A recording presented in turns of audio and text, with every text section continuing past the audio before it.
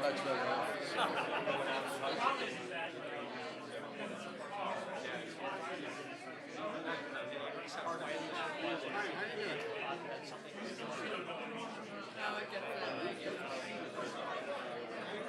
Over. We have a music team. I had a question for you. Very honored. Yeah, very honored.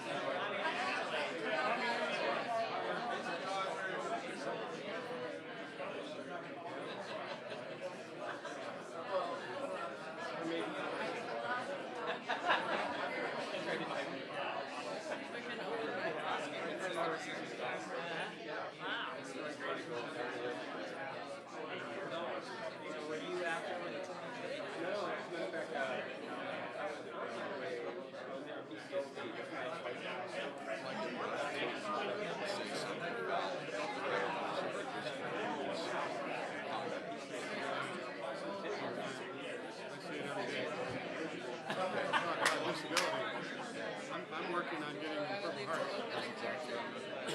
I'm the national commander. You see me. I'm working on it. I use all the help I can get. I've got a good friend in Afghanistan. A guy through a window. A rocket came in right after he blew up. And we didn't have a scratch on him. He had brain damage. And he's almost dead.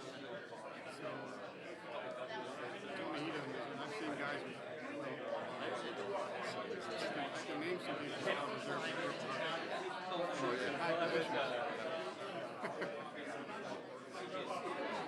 Yeah, I'll be glad to give you a call. Okay. That's on my. I heard about your son. I'm sorry about that.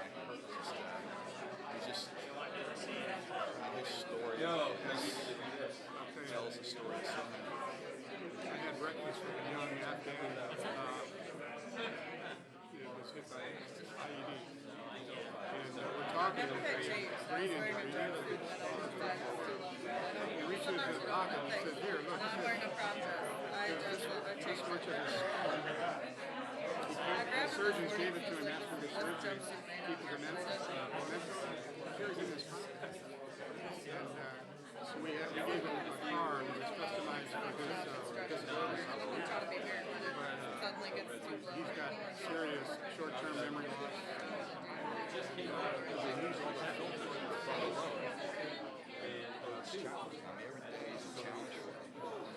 Did your son die later, or was he killed on the spot? No, he died the year out of service.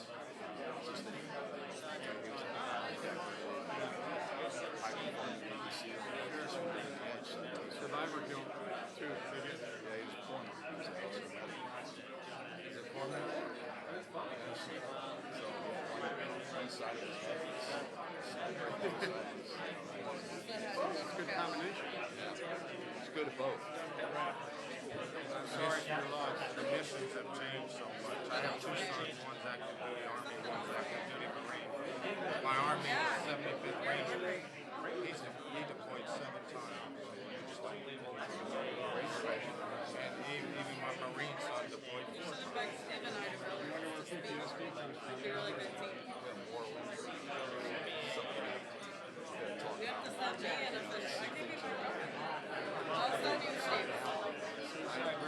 I had to get my Marine son into a treatment. Thank God he came to me and said, I have a problem, I need help. He's on the right path now. It's all about both. It is. I thank God every day that he had the fortitude to come to me and recognize because it could have went the other way. I'm part of the challenge.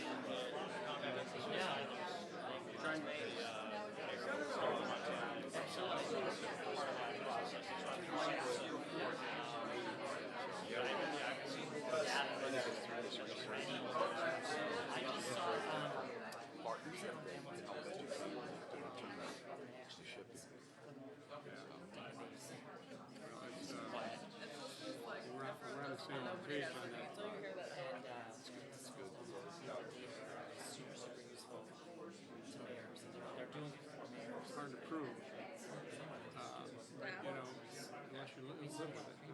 away. Because I worked 2 years. Yeah. Staff and great staff. I know how data strategy understand certainly the delivery operations, but just in general, Oh, I understand it all. And then you go back to my generation. The records are all. I meet Vietnam vets. 25% of them have a problem with the DP form 214. Some clerk typed it, typed it up, and he grabbed it and ran out. Just happy to get out. There we go. We got to back up one step.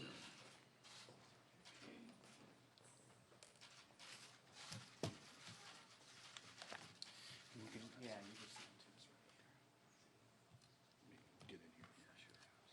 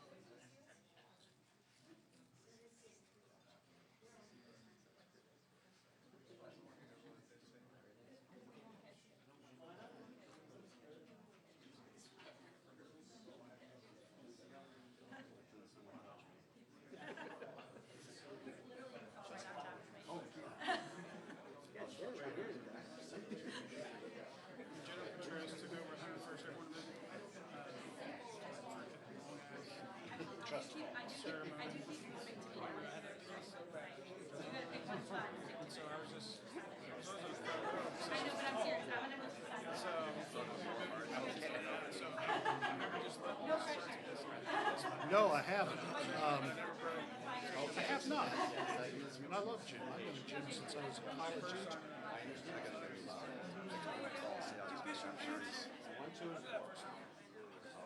Had some pretty successful ones.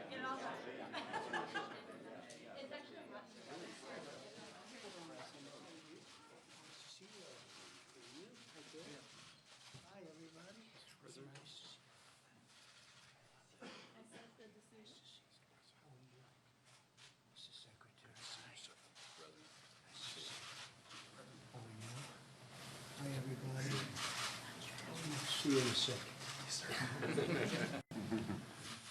Thank you very much. Very much appreciated. I'll be heading to Alabama on Friday, so I think some of you will be joining me, but we'll be going down Friday, and we'll let you know times and when we're leaving and how long we'll be there. It's been a tragic situation, but a lot of good work is being done. We've been in constant touch with the governor and also the governor of Georgia, and so we'll be going to the area. We'll be Alabama and the general area. We'll see Governor Ivey.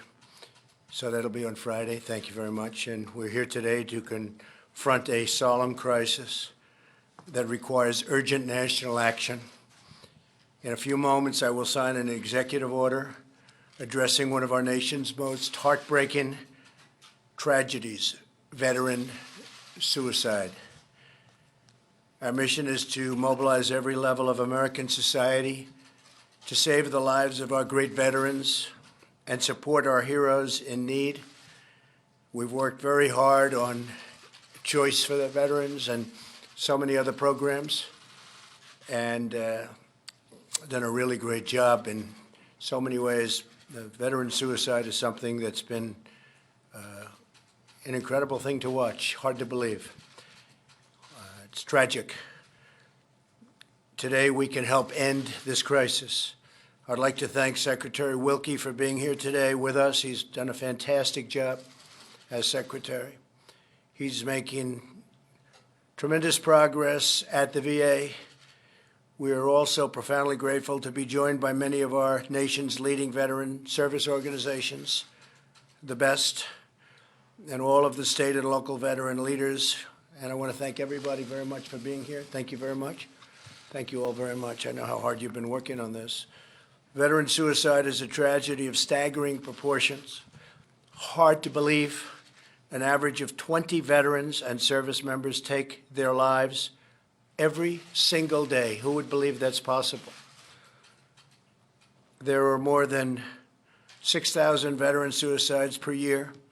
The suicide rate among veterans is 1.5 times greater than that for non-veteran adults, and the suicide rate for post-9/11 soldiers has increased significantly over the last 10-year period. To every veteran, I want you to know that you have an entire nation of more than 300 million people behind you. You will never, ever be forgotten. We are with you all the way. I think you know that. Supporting veterans is a very, very important thing to me, and it's been very important from my campaign, from day one, and from before my campaign, but from day one. Supporting veterans in distress is a critical priority for our entire administration, everybody in the administration. Last year, I signed into law the largest funding bill for the VA in its history, which included $8.6 billion for veterans in mental health services.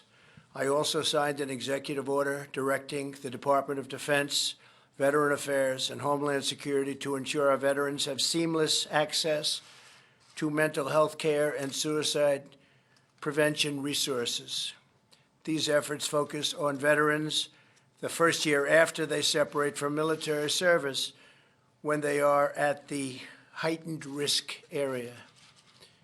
The White House VA hotline has fielded more than 200,000 calls and successfully resolved 93% of the concerns our veterans brought to them. And they work very hard. It's been very, very effective. We secured $206 million for VA suicide prevention programming.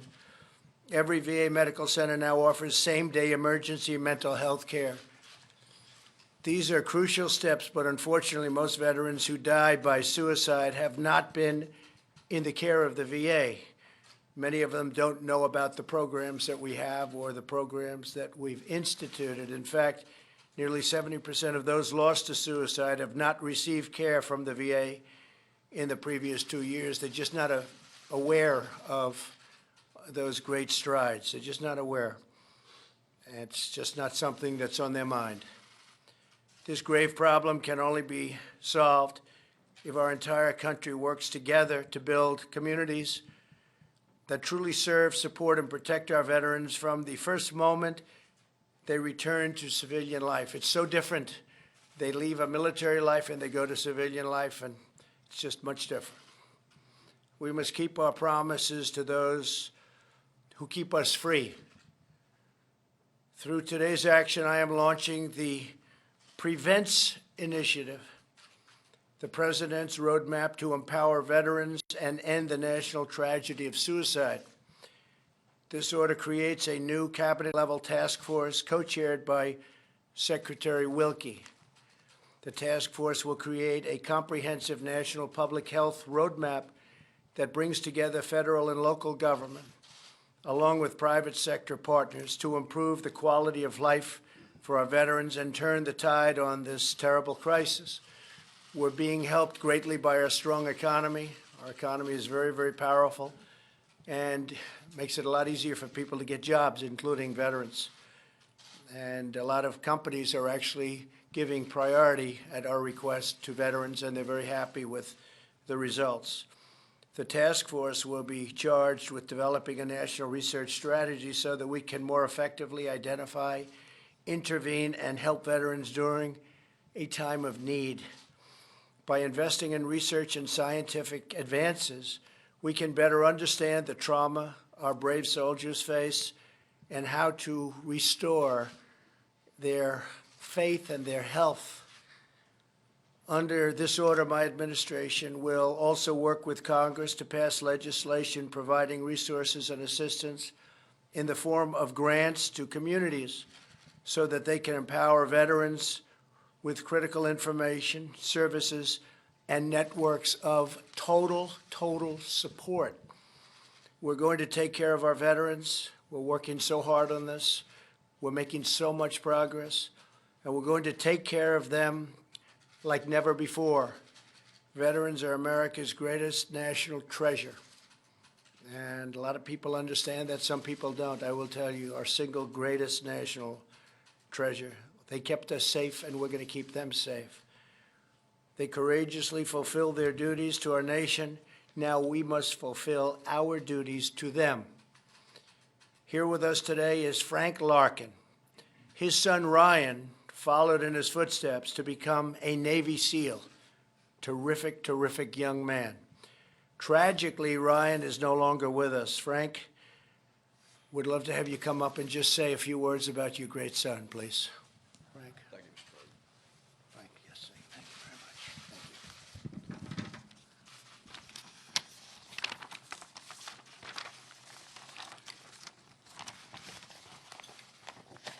Thank you. Thank you, Mr. President, and thank you to our warriors and veterans present today, along with the veteran service organizations, our partners who are working hard every day to make a difference for our veterans who are in need, to the other government leaders here today, and to the survivors of suicide who live every day with the pain from the loss of their loved one.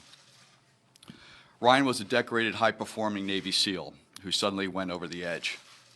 In the 2 years that we tried to rescue him, he was prescribed over 40 different drugs. His treatment was all psychiatric and behavioral health focused.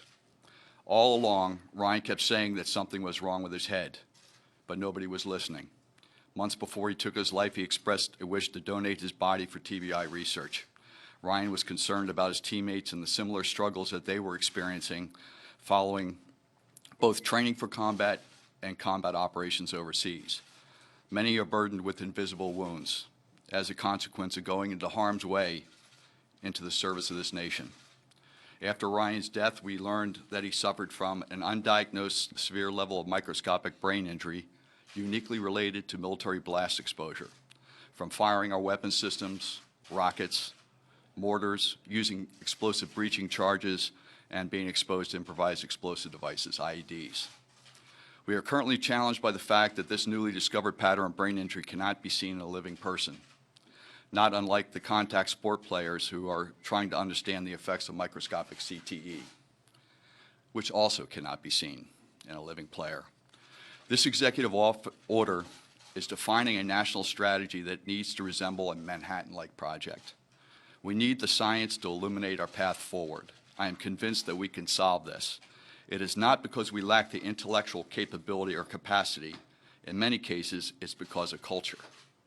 We need all the relevant players to step onto the same field of play at the same time, completely focused on solving this problem. We need collaboration, integration of data, and unity of effort across DoD, the VA, HHS, DHS, academia, and the private sector. We need a holistic approach with a heightened sense of urgency to push the scientific research. As we develop knowledge, as we experience with the Manhattan Project and space exploration, we will inform on other disease processes and therapies that will go well beyond the veteran community and vice versa.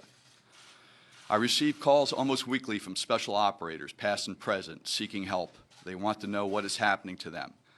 They are experiencing unexplained changes. They want to know if the pain will get better, if the demons will go away, if they will return to being the person they once were. I have to commend my own SEAL community and the Special Operations Command for embracing this challenge. They realized that things did not go well in Ryan's case, that he got left behind. They are working hard now to get it right, collecting exposure data, promoting a brain donation program to advance the research, increasing baseline health surveillance, and changing tactics to reduce exposures, especially in the combat training environment. We also need to appropriately recognize invisible wounds suffered on the battlefield. The monetary cost of a Purple Heart Award is low, a few dollars for the medal itself. But the emotional impact is very high to those suffering daily with these obscure injuries, to be recognized for their sacrifice. Mr. President, following this event, I'm going over to Arlington National Cemetery to tell Ryan that he's still making a difference, that he's still helping his boys. We can't leave any more of our valiant men and women behind. To our warriors, our veterans, and their families, please do not lose hope. We will find a better way. Remember, we made a promise to take care of those who served us. Failure is not an option. Mr. President, I thank you for the platform. Thank you.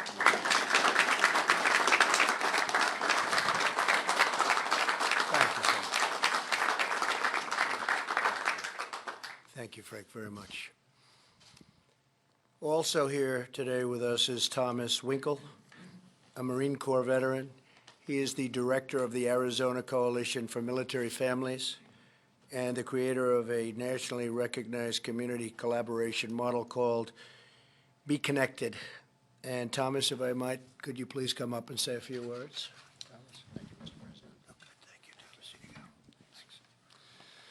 Thank you, Mr. President. I greatly appreciate being able to be here and speak with you all today. To Frank, I really appreciate your words. I'm sorry about your son. He is in our hearts, and you are in our hearts, your family, and Semper Fi, brother. Folks, the Prevents Initiative is exactly what this country needs.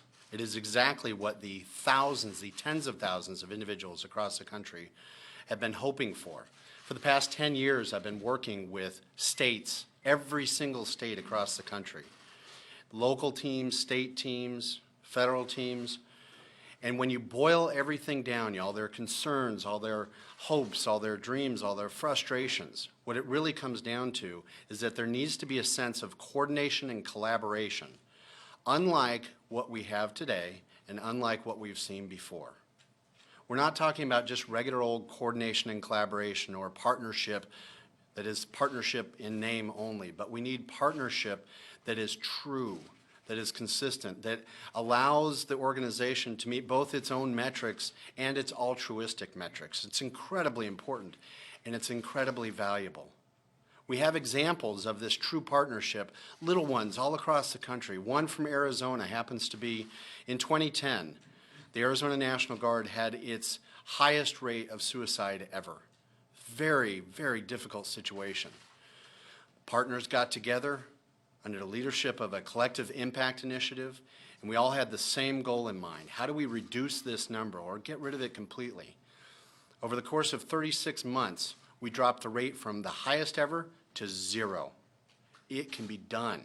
We have the ability to prevent suicide, to make lives more empowered, to make lives have more meaning, and to be able to drive folks forward to feel the success that happens when they get a great job or they get a great spouse or they have kids.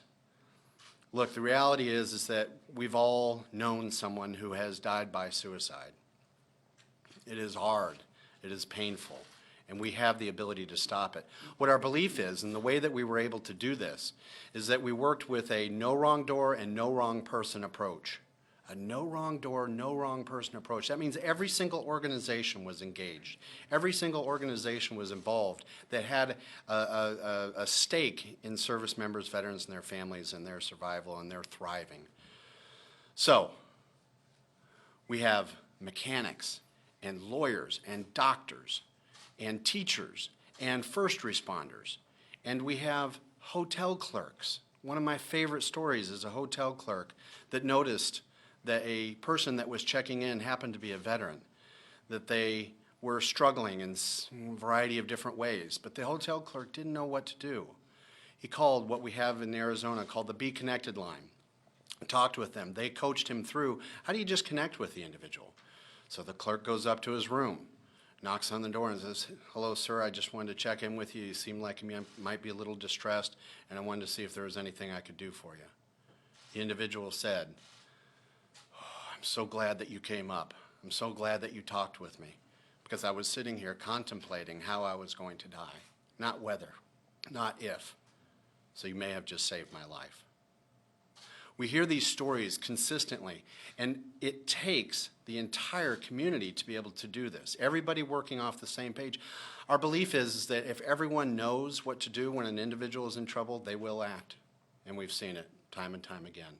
So, Mr. President, we greatly support this act, or this initiative. It is an incredible thing. We deeply appreciate everything that you've put into this. It is going to make a huge difference. And I can speak on behalf of Arizona and the other states that I've spoken with that we stand ready. Thank you.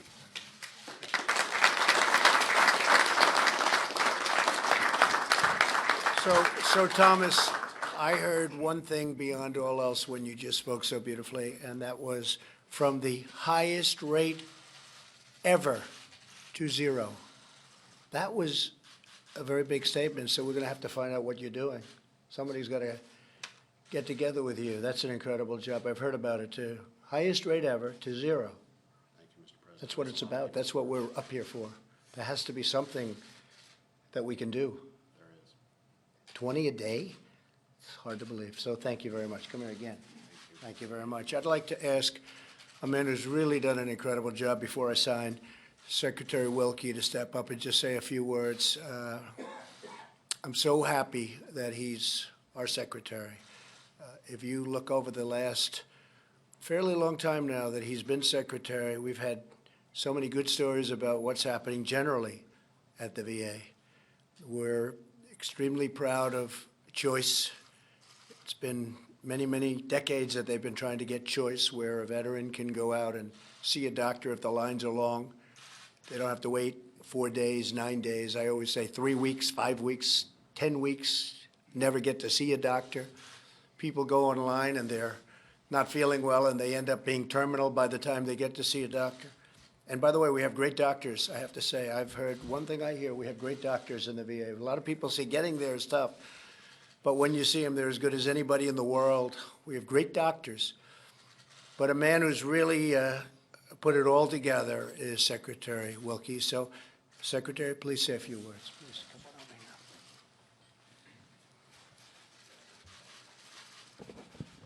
here. Thank you, Mr. President. I've said this to you before, separate and apart from the honor of serving in your administration, but I am what passes for an amateur historian. And there has never been a campaign or an administration where the candidate and the president put veterans at the centerpiece of his campaign and his administration until you did that. And as I speak for all of us who have worn the uniform in whatever capacity we have served, we can't thank you enough for that, Thank sir. you very much. Thank you, sir. So last week, 3 Department of Veterans Affairs heroes put their lives on the line to keep a fellow veteran from taking his own life. Dr. Bruce Goldfeder, Dr. Evelyn Alba, and hospital technician Navarone Johnson in the West Palm Beach VA Medical Center risked their lives to save the life of a veteran. 2 of our VA heroes were wounded, one severely, but that veteran lived. Since 2017, VA employees, doctors, nurses, technicians, policemen have saved 243 veterans, just like the one that our heroes saved in Palm Beach. But since 2017, 19 veterans have not been saved. That is what today's ceremony is about. It is about pulling together the resources of the federal government, our states and localities, our charities, our non-governmental organizations, and coming together with a roadmap and the resources to make sure that we no longer have those 19. I've said many times that the mission of the Department of Veterans Affairs is to remind our fellow citizens why they sleep soundly at night. They sleep soundly at night because of the sacrifices of a select number of their fellow Americans who have taken the affirmative step to serve in uniform. Those, as the President said, those 20 who every day take their own lives, 14 of them outside of our VA system, most of them from my father's generation, his comrades from Southeast Asia. We deserve for them the last full measure of our devotion, and this begins the closing of that circle. And Mr. President, I thank you and for your team for everything they have done on behalf of America's warriors. Thank you, sir. Thank you so much.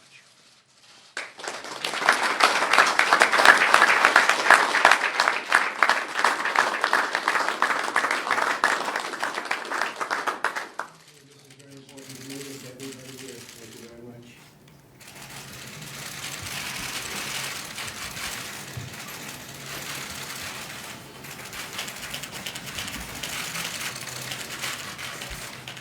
Where's Frank? Here you go, Frank.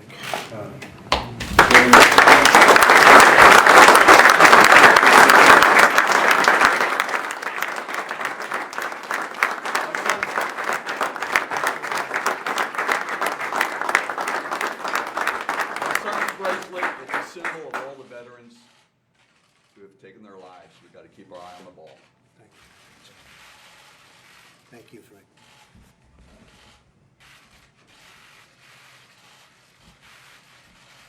And these are, you can pass these out, okay? You'll pass them around.